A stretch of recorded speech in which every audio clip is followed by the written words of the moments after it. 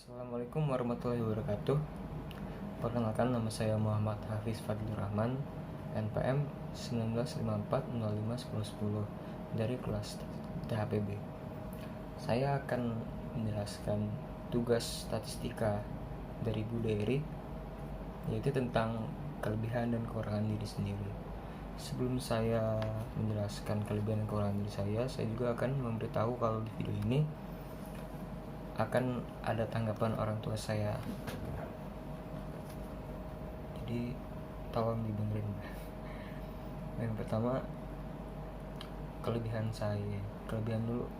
saya itu pertama, suka menolong orang lain. Ya, menurut saya kalau hidup saya itu lebih berguna kalau kita bisa menolong orang lain, kita berguna buat orang lain.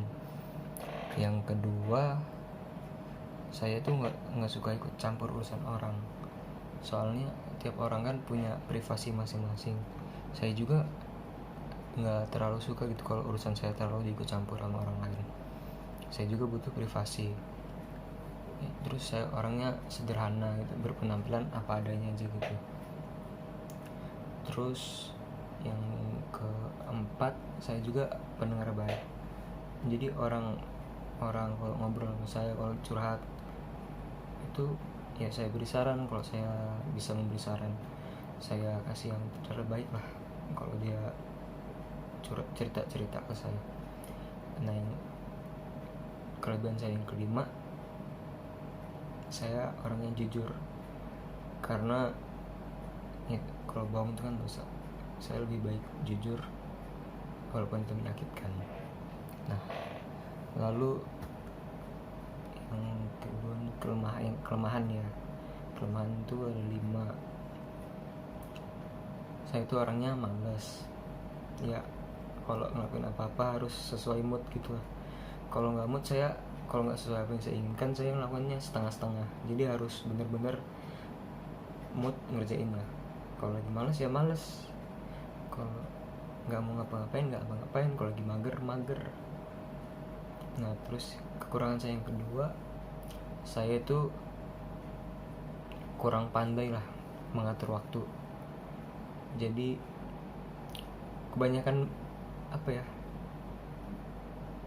planning daripada ngelakuin. Jadi kebanyakan mikir terus akhirnya nggak dilakuin. Nah, itu karena nggak pandai membagi waktu.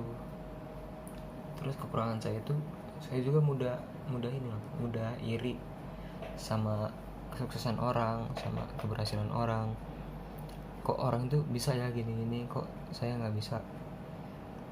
Kenapa orang lain bisa, kenapa saya nggak bisa gitu? Jadi saya merasa harus bisa juga. Terus kadang saya juga ngeyel kalau dinasihatin, nggak percaya.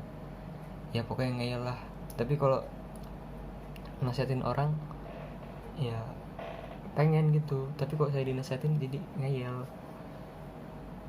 Kalau dinasehatin ngejawab terus saya. Nah, yang terakhir, yang kelima nih, kekurangan diri. Saya tuh boros gitu, walaupun sederhana tapi boros itu gimana ya? Ya, uang jajan seadanya dipakai juga cuma buat makan, buat lain-lain sih jarang. Itu boros, pokoknya boros. Sekian pernyataan dari saya, kelebihan dan kekurangan. Selanjutnya akan ada orang tua saya yang menjelaskan. Terima kasih. Assalamualaikum warahmatullahi wabarakatuh. Tabi pun saya ayahanda dari Muhammad Hafiz Fadlur Rahman. Sekarang ini sedang melaksanakan kuliah secara online, secara daring di rumah. Tentunya ini semua kita berharap bahwa pandemi ini segera berakhir sehingga secara efektif akan melaksanakan perkuliahan secara seperti biasa. Banyak kekurangan dan banyak kelebihan dilaksanakannya proses perkuliahan secara daring. Yang pertama, anak ini menjadi lebih mandiri dalam belajar. Yang kedua, tentunya pembelajaran secara daring ini akan berbeda dengan secara luring. penyerapan kemampuan siswa, mahasiswa ini akan berbeda-beda. Saya rasa itu pendapat dari saya. Wassalamualaikum warahmatullahi wabarakatuh. Tabi pun, saya Arifi Anisi, ibunda dari Muhammad Hafiz Fadlur Rahman, mahasiswa jurusan Teknologi Hasil Pertanian, Fakultas Pertanian, Universitas Lampung. Mensikapi sikap anak-anak ya, Ananda dalam masa pembelajaran daring online dari rumah dalam mengikuti masa perkuliahan, ada sisi positif dan negatif yang bisa didapatkan dari dari perkuliahan daring ini. Dari sisi positifnya, kemungkinan Ananda kita ya, putra putri kita ini dituntut lebih kreatif ya, lebih mandiri dalam menyelesaikan tugas-tugas perkuliahan, karena memang harus menyelesaikan sendiri praktikum di rumah secara mandiri atau menyelesaikan tugas secara mandiri berkelompok tapi tanpa bimbingan dari dosen secara langsung, sehingga harus lebih kreatif untuk bisa menghasilkan atau untuk dapat menghasilkan nilai yang bagus. Memang dituntut untuk lebih kreatif. Yang kekurangannya mungkin dari pembelajaran daring ini, karena memang mahasiswa tidak bertatap langsung dengan, tidak tatap muka langsung dengan Bapak Ibu dosen di kampus, sehingga mungkin pemahaman pada materi perkuliahan tidak maksimal, karena memang anak banyak ya menafsirkan sendiri, walaupun di situ ada bimbingan, ada perkuliahan secara online, tapi putra putri kita masih harus belajar keras ya untuk bisa menerima materi yang tidak diterima secara langsung oleh Bapak Ibu dosen.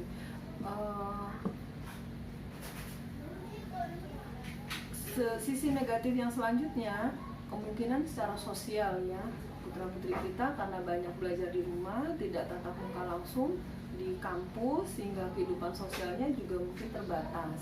Untuk kegiatan-kegiatan kemahasiswaan juga akan dibatasi, sehingga mungkin kurang sosialisasinya kurang. Kemudian yang ketiga, mungkin kendalanya pada sinyal ya, untuk putra putri kita ya, anak-anak kita yang memang domisilinya jauh dari pusat ibu kota, ini akan mengalami kendala sinyal yang kurang baik dan sebagainya, sehingga harus geser ke tempat yang banyak sinyal dan sebagainya. Itu juga kendala. Harapan saya ya, harapan kita semua, pandemi ini segera berakhir sehingga putra putri kita dapat kuliah tatap muka secara langsung dengan Bapak Ibu dosen untuk menghasilkan hasil belajar yang lebih maksimal. Terima kasih, itu saja yang bisa saya sampaikan. Wassalamualaikum warahmatullahi wabarakatuh.